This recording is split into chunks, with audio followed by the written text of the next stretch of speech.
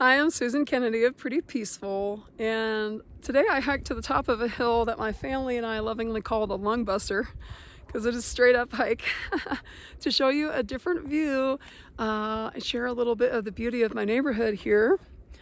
I'll give you a little tour. We are in southwest Colorado in the San Juan Mountains, and down the valley there you can see the La Plata Mountains. So beautiful, so I hope you enjoy the view while I tell you about my Illuminate blanket that I just finished in Caron Colorama Halo yarn. Here is the blanket. Really pretty gradient. I love this yarn. Yeah, so pretty. And I'm using 2 skeins of Caron Colorama Halo yarn in the Skylight Frost colorway. This is a bulky weight yarn. And you can use either Caron Colorama Halo Perfect Phasing, whoa, or Caron Colorama Halo Ogo. They're the same yarn, just a different put up of the yarn. So I'm using a 10mm hook, a US L11 hook for this.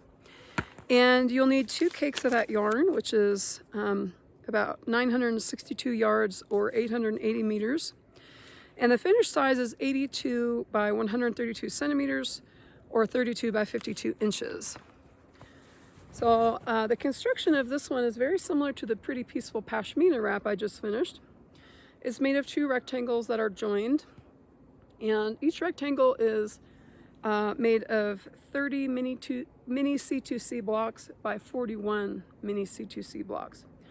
So it's the mini C2C stitch, and each one of these little blocks is composed of a chain 2 and 2 half double crochet stitches.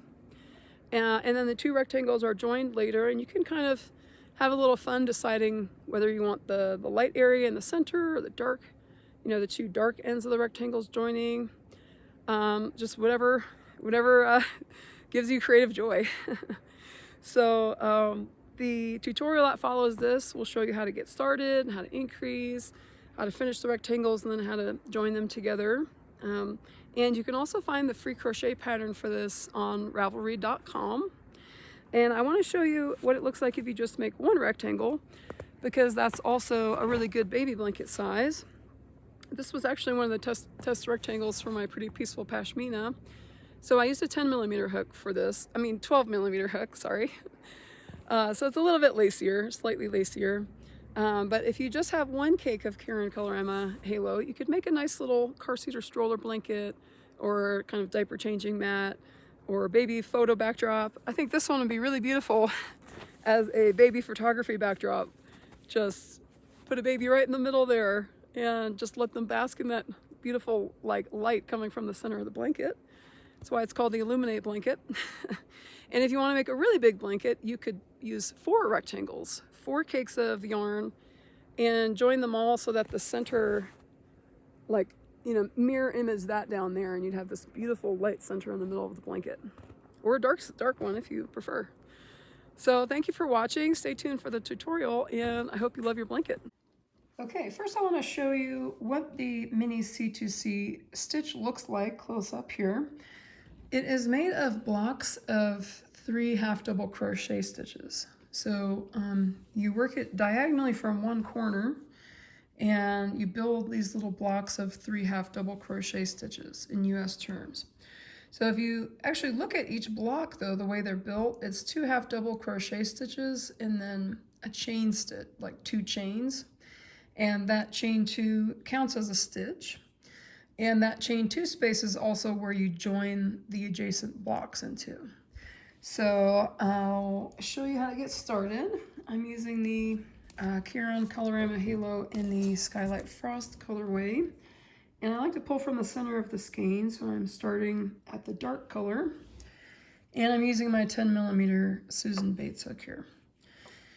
So the first thing we're going to do is put a slip knot on the hook. So you can make a slip knot however you want. Here's how I like to do it. I recently taught some kids how to crochet, and they each had their own method of putting a slip knot on the hook. I really learned a lot. It was fun. Okay, so we start with a chain 4. We're going to build that first block of 3 half double crochet stitches. So we're going to skip the first 2 chains here, and we're going to crochet, half double crochet into the 3rd chain from the hook and half double crochet into the 4th chain from the hook. And these first 2 chains that we skipped are going to count as our first half double crochet stitch. So to do a half double crochet, we're going to yarn over, insert the hook into that 3rd chain from the hook, yarn over again and pull through the stitch. And now we have 3 loops on the hook. We're going to yarn over again and pull through all 3 loops on the hook. Now we're going to also half double crochet into this 4th chain from the hook. So yarn over, into the chain, yarn over, pull through the stitch, yarn over, pull through all 3 loops. So we have our first little block there of 3 half double crochet stitches. This first chain 2 is counting as a half double crochet stitch. And this space right here in between the chain 2 and the 2 half double crochets, that's where we're going to crochet into after we make the next block. Whenever you join a block, that's the space you're going to end up crocheting into. So now we're going to make our second block, and we're going to do it the same way. Chain 4, half double crochet into the 3rd chain from the hook, half double crochet into the 4th chain from the hook. And now right here, this little move is like really the hardest part of C2C crochet, that I didn't really get it the first time I tried. So what we want to do is look for that starting chain 2, the first 2 chains that we skipped, and there's a little space here. So we want to slip stitch into that space, and that will join these 2 blocks together. So your yarn tail will be all the way here on the left if you're right-handed. And that's the space that you're going to go into, that chain 2 space. Your yarn tail is over here. Just going to slip stitch. And now we have those 2 blocks that are connected. Now we're going to create a 3rd block right here, a 3rd block of 3 half double crochet stitches. But the first chain 2 is going to count as the first half double crochet. And then we're going to work 2 more half double crochets into the same space here. And that is basically it. That's how you do an increase row for mini corner to corner crochet. So now we're going to turn our work and we're going to do the same thing that we just did. Build a block by chaining 4, half double crochet into the 3rd chain from the hook,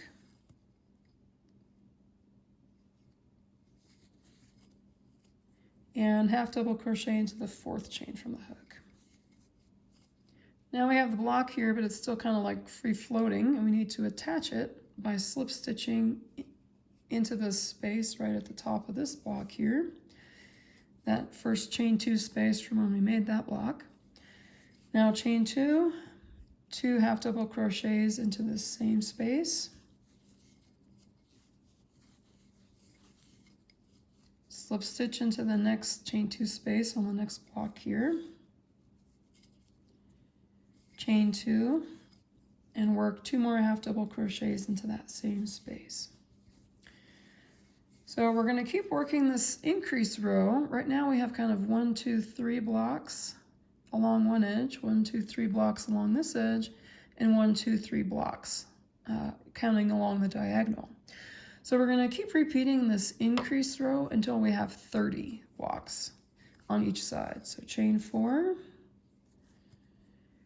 half double crochet into the 3rd chain from the hook, and then half double crochet into the 4th chain from the hook to make that new block at the top here.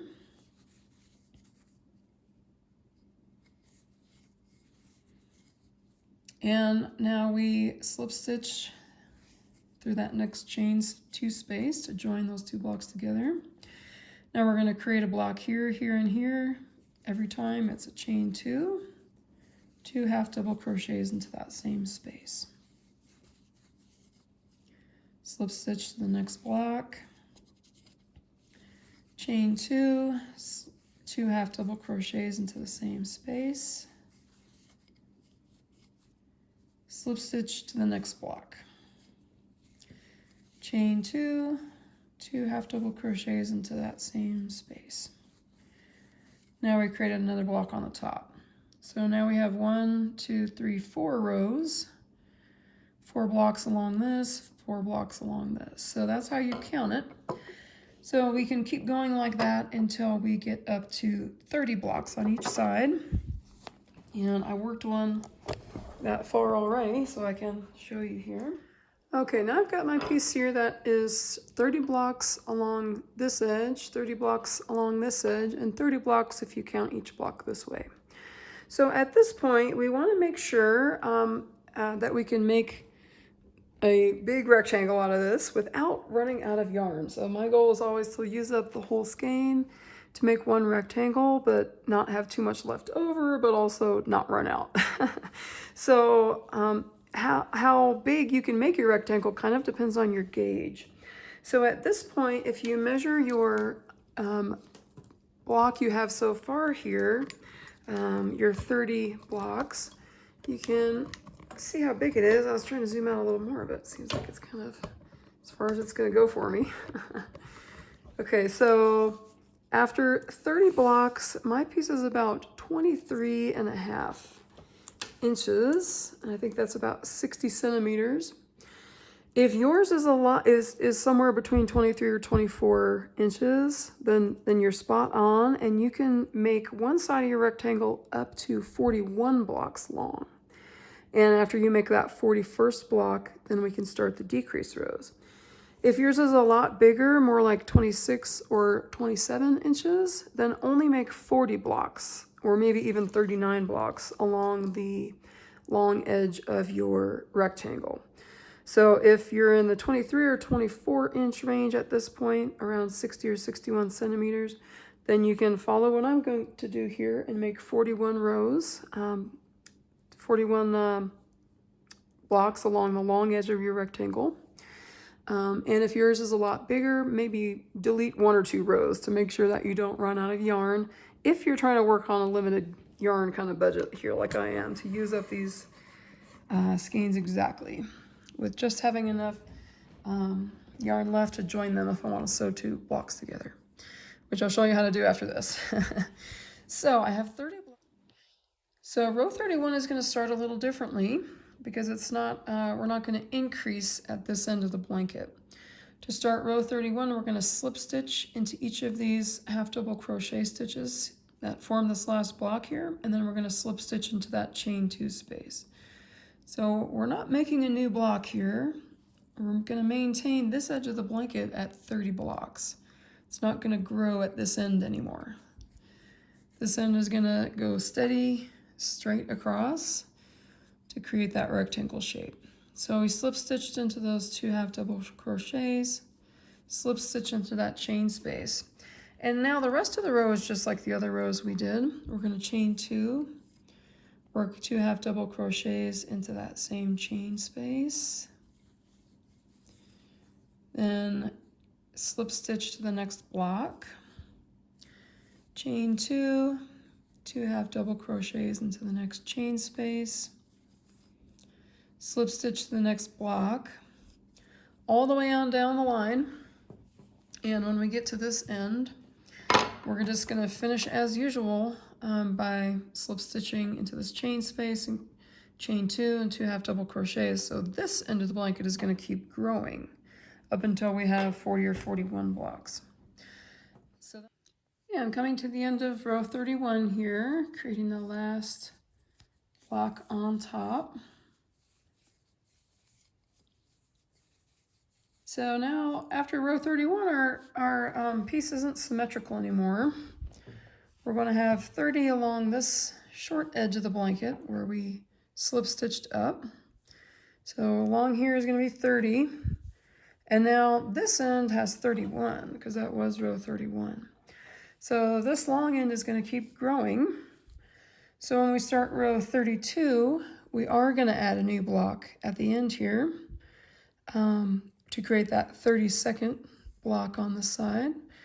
So we're going to chain 4, half double crochet into the 3rd chain from the hook, half double crochet into the 4th chain from the hook, slip stitch to that next chain 2 space there, and just keep building blocks by chain 2, 2 half double crochets, on down the line, slip stitch to the next one, and keep building a new block on top of each of these. And then when we get to the end of row 32 here, we're going to create that new block there and attach it to that one. And I'll show you how to start row 33. It's going to be kind of the same as row 31. You just slip stitch over and then start creating new blocks. But we're going to maintain this edge flat. If people do make mistakes on corner to corner crochet, sometimes it's like this, where they don't pay attention to this little corner and they accidentally create a block up here. So you might want to put a clothespin or a safety pin here just to mark that this is your corner. Don't build any new blocks over here. So I'm going to keep crocheting row 32 here, building all these blocks, and I'll show you how to end row 32 and start row 33. Okay, I'm coming to the end of row 32, and I just created this last block here, and I'm going to slip stitch. We're going to keep this row flat and steady, not make a new increase there at the end of row 32. So row 31 started with those 2 slip stitches over, and then we made a new block here at the end, at the top. Row 32, we created a new block at the beginning of the row, but not at the end of the row here. And now we can turn our work and start row 33. Now, row 33 is just a repeat of row 31. Likewise, row 34 is the same as row 32. So basically, we're going to keep repeating rows 31 and 32 until we have 40 or 41 blocks, depending on how big your piece was when we measured. Now, I forgot to mention, if you're using the 12mm hook option, you're only going to be able to get 36 or 37 rows out of your skein because the bigger hook uses a bit more yarn. So to start row 33, we're going to do the same thing as we did on row 31. We're going to slip stitch into each of these half double crochet stitches. Slip stitch into the first one, slip stitch into the second one, slip stitch into the third one. So you can see we're maintaining our corner here. And now we're just going to build blocks along here just like we usually do by doing the chain 2 and then 2 half double crochets into the same space and slip stitch to the next block and repeat that. And we're going to go all the way down here to the end, and when we get to the end, this is the long side of the rectangle, so we're still growing this. We're going to add a block here at the end by doing a chain 2 and 2 half double crochets into that chain space. So that's row 33, and then row 34 will be a repeat of row 32. So for row 34, we'll chain 4 and half double crochet into the third chain from the hook, half double crochet into the fourth chain from the hook to create that new block, and then slip stitch to the next block and keep working back toward this end. And then when we get back to here on row 34, we're going to stop right there to maintain this solid edge. So we'll repeat rows 31 and 32 for rows 33 and 34, rows 35 and 36, rows 37 and 38, rows 39 and rows 40. And then that is a good spot to measure again. So I have one piece that I've already made that big. Okay, here's my rectangle in progress. This side here has 30 blocks, and the long side here has 40 blocks along this long edge. So here's a good spot to measure and see how big your piece is to make sure you're going to have enough yarn for the decrease. If you just want to make the whole thing out of one Caron Colorama Halo and have this nice gradient without having to add any extra yarn here.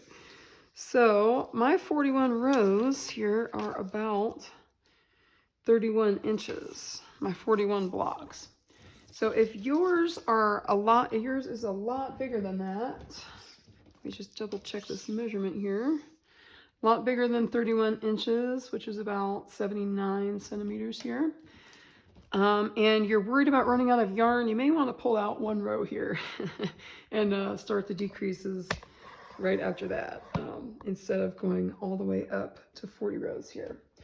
So now we get to start the decrease. Now that we have our rectangle, we've got one side of the rectangle as wide as the, the short end here, and we got the other side as long as our rectangle is going to be.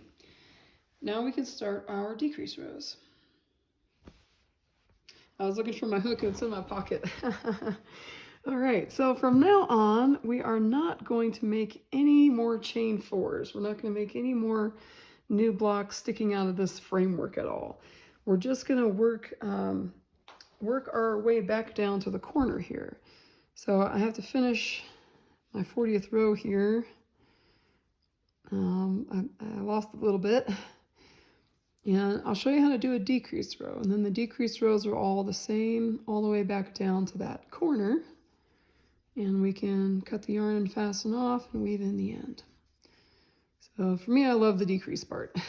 It's always fun. It's like going downhill. It's all downhill from here. Okay, so I'm gonna zoom in a bit more here. And I'll show you how we start the decrease rows. It's the same way that row 31 started, where we're gonna slip stitch over to right over here. So we're going to slip stitch into each of those 2 half double crochets and slip stitch into the next chain 2 space. And all the rows start the same, like this now, not just the odd number rows. So now we're going to chain 2 half double crochets into that same space, slip stitch over to the next one, and just keep building blocks. But now we are building into the corner. And when we get to the end of the row here, we are gonna build a block here, but stop. We are not gonna put one on the end. We've already got all 40 that we want here, 41, 30, 37, however many you want. But we're gonna stop right here and we're gonna start creating this edge over here. So I'll show you what it looks like when I get down there. But until then, chain 2 half double crochets into that same space, slip stitch over. And I'm coming to the end of my first decrease row, and you really do have to pay attention to not just keep on increasing. So we're going to slip stitch to that last block, but we are not going to create a new block at the end here. And when we turn our work and start the next row, all the decrease rows start the same now. We're going to slip stitch over because we're not creating any new blocks on the edges anywhere. We're just going to slip stitch over and just keep filling in this last corner with blocks. And so we'll repeat that last decrease row where we slip stitch over, chain 2 half double crochets in the same space, slip stitch to the next one, and we're going to repeat that on up the row here. And when we get to the other end, we'll slip stitch here, chain 2 half double crochets, slip stitch here, turn our work, and then start the row the same way, slip stitching over, and then create that first block there. So you can work that way all the way back down to 0. It's going to get smaller and smaller from now on. And then I will show you how to join 2 rectangles. Okay, now I'll show you how to join the 2 finished rectangles. So the first step is to lay them out on a big table or a bed or the floor and decide how you want to arrange them. For me, I tried it both ways with the darker sides toward the middle up there and the lighter sides toward the middle, and I thought it looked really cool with this kind of white light blue area in the middle, like it's lit from within. And I just picture putting a sweet little baby down on that and using it as a baby photography backdrop would be so cute. So to join them, you're going to need just a regular yarn needle here, tapestry needle, and a pair of scissors, and you need a length of yarn that is twice as long as your seam. So the way I did it, when I finished at the last block here, I just slip stitched over so my yarn's at the corner, so I don't even have to cut it before I make the seam here. So measure out twice the length of the seam here, down and then back. Leave yourself a tail to weave in here later, and cut. And we'll just work with this little bit of yarn here. So now I'm going to zoom in and show you exactly where we're going to be putting our needle when we join this seam here. So along the edge, each one of these blocks has, let me see if I can even get in a little closer. Each one of these blocks on the side edge here basically has 2 stitches and then a little slip stitch. So let me see if I can find that to show you. So here's 1, 2 stitches and then a little slip stitch. 1, 2 chains and a little slip stitch. 1, 2, and then that small slip stitch. So we're going to go into each of those stitches on the side. We're going to do mattress stitch here. And the basic technique with mattress stitch is thread your yarn onto the needle, and we are going to sew back and forth, just using one length of thread here, going into the first stitch on this side, then the first stitch on this side, second stitch on this side, second stitch on that side. And every time we put our needle in, we're going to be inserting it from the bottom of the work to the top, back and forth. And then we pull it tight and it closes like a zipper. It really disappears. That's why I love this stitch. I don't love sewing and I hated joining like pieces of crochet garments or motifs until I learned the mattress stitch. And now I feel like I can do it. So if it's your first try, don't worry. It's going to be great. Give it a try. So I'm going to insert this hook into this, let's see, I think I'll call it this corner stitch here. It's hard to tell exactly where to get started, but insert your needle from the bottom of the work to the top and pull it through. Then we'll go to the next stitch on this side. Insert your needle from the bottom to the top and pull it through. Then we go over to the next stitch on this side. So you can see this little bit popping out here. We already joined in this loop. So we're going to go into the next one up, insert the work from the bottom to the top. And then over on the next side, we already went into this stitch here, so we're going to go into the next one, just joining one loop, grabbing one loop of that stitch, whichever loop is easiest for you. So now on this side, we already went into this stitch because we can see our thread coming out. So we're going to go up to the next stitch here, insert the needle from the bottom to the top, and same thing over here.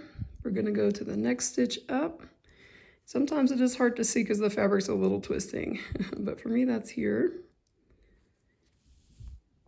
Pull it through, over to the other side, next stitch up and pull it through, and we're just going to keep going like that all the way down the blanket. And after we have a few inches done, I like to lay my finger over the seam and just give it a gentle tug. Don't pull too hard. Like if you pull really hard, it just pulls the whole edge of the blanket up. So put a finger on it or pinch it down here at this edge to keep that straight. And as you get further away from the edge, just lay your finger down on the seam and tug it up. And then when you get to the end, you can just weave that last, let's see, where am I here? Yeah, I think that's the right stitch. Weave in that last tail and enjoy your blanket. Thank you for watching and see you next time.